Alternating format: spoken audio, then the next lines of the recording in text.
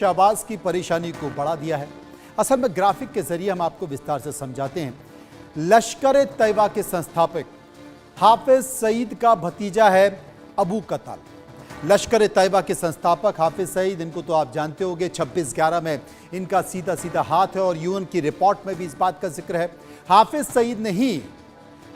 सईद ने ही operational commander बनाया था। किसको? अबू कताल को। पाक कब्जे वाले कश्मीर के कोटली में आतंकी ये कैंप चलाता था।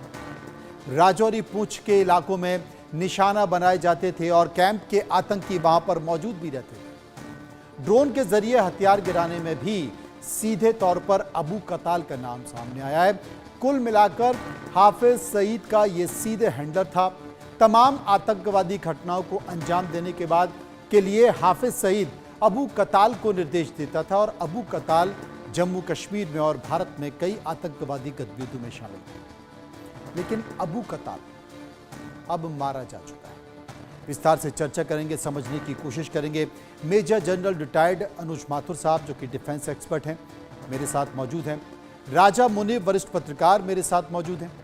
हसाम दुर्रानी, जो कि पाकिस्तानी पत्रकार, वो मेरे साथ मौजूद हैं। सबसे पहले मैं राजा मुनीब के पास चलूंगा और उनसे जानने की कोशिश करूंगा।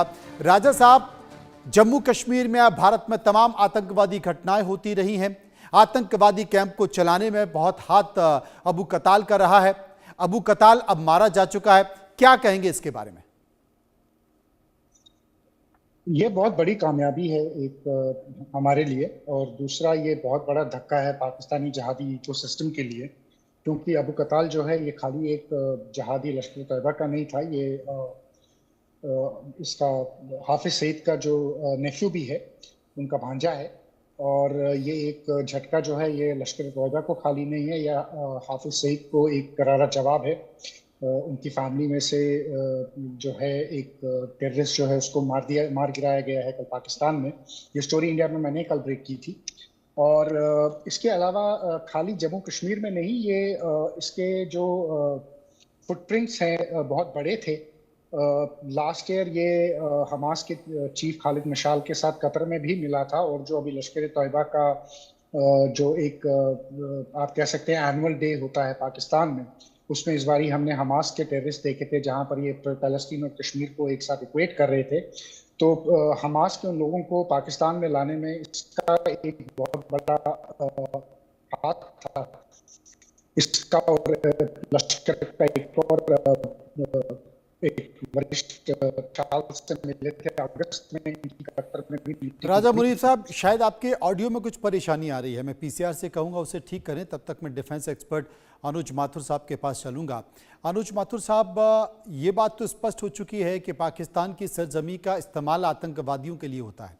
हाफिज सईद, जिसे कि 78 साल की सजा हुई है, यूएन की रिपोर्ट में भी जिक्र इस बात का है कि किस तरीके से भारत में आतंकवादी हमलों में हाफिज सईद का हाथ रहा है और एक एक करके तमाम गुर्गे उसके मारे जा रहे हैं। अब मारे जाने के पीछे का कारण क्या है? मनोज, देखिए,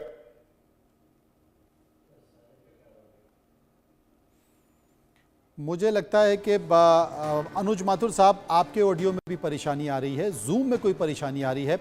मैं अपने साथी से कहूँगा कि एक बार ठीक करें। दोनों हमारे जो मेहमान हैं, गेस्ट हैं, उनके ऑडियो को ठीक करने की कोशिश करें। तब तक मैं कुछ और ग्राफिक्स हैं दर्शकों को बता दूं कि एनआईए की हिट लिस्ट में आखिर अबू कताल क्यों रहा है, कौन कौन सी घटनाओं को अंजाम दिया। 1 जनवरी 2023 को राजौरी जिले के धंगरी गांव में जो आतंकवादी हमला हुआ था, उसमें अबू कताल का नाम आया था। आम नागरिकों को भी अबू कताल ने कई बार निशाना बनाया है।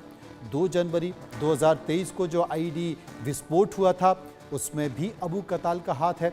इसमें 7 लोगों की मौत हो गई है। एनआईए की जो चार्जशीट है उसमें अबू कताल का नाम है। इसके साथ साथ राजौरी में जो बस गिरी थी खाई में, उस ड्राइवर को जो मारा गया था, उस ड्राइवर को मारने के बाद बस ड्राइवर पर गोली चलाई गई थी, वो मर गया था।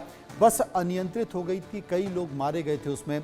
वो भी, उस घटना में भी अबू कताल का नाम आया था, लश्कर तैयबा का नाम आया था। और जैसा कि हमारे जो मेहमान हैं, वरिष्ठ पत्रकार हैं राजा, वो खुद बता रहे हैं कि अबू कताल हमास के भी कई आतंकवादियों से मिला हुआ था और अभी हाल ही में वो हमास के कई आतंकवादियों के साथ बैठक करता हुआ पाया गया। हिंद के दुश्मनों का क्या वाकई गेम ओवर हो गया है?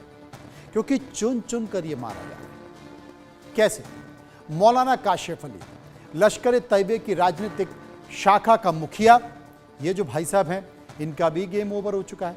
मुफ्तशाह मीर आईएसआई का अंडर कवर एजेंट था, ये भी मारा गया है। रहीम उल्लाह तारिक आतंकी मसूद अजहर का करीबी रहा है, ये भी इसका भी गेम ओवर हुआ है। और अकरम गाजी जो कि लश्कर का आतंकवादी है, इनका भी गेम। जहूर इब्राहिम जैश का आतंकी है। बशीर अहमद पीर हिजबुल का आतंकी है। ख्वाजा शाहिद, जिया और रहमान, ये तमाम आतंकवादी हैं और इन सब का गेम ओवर हो चुका है। ये कई संकेत हैं। एक बार फिर से मैं चलूंगा, तमाम मेहमान मेरे साथ जुड़ गए हैं। राजा मुरीब मेरे साथ मौजूद हैं। राजा, आप अपनी बात पूरी कीजिए।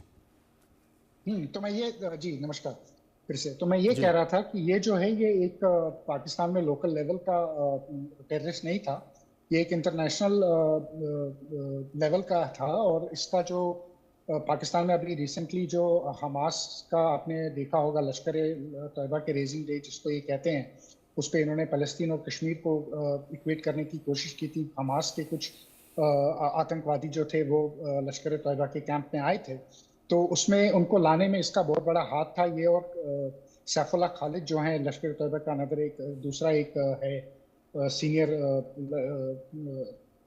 टेररिस्ट, ये लास्ट ईयर अगस्त में इन्होंने खालिद मशाल जो हमास का चीफ है, उनके साथ कतर में मीटिंग भी की थी।